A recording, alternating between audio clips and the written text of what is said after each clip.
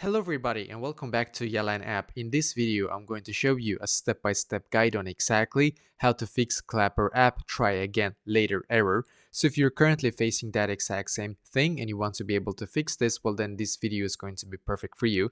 Actually, me myself, I had the exact same problem before and this is how I fixed it. So firstly, I went into my app store on my phone, and by the way, if you have an Android, don't worry, it's going to be basically the exact same step-by-step guide even if you have an Android or iPhone.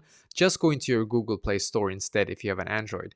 And then in here, we're just going to click on the search symbol and then just search for Clapper, as you can see. So just search for Clapper in here, scroll down, and as you can see, I have this blue button in here where it says open right now, right?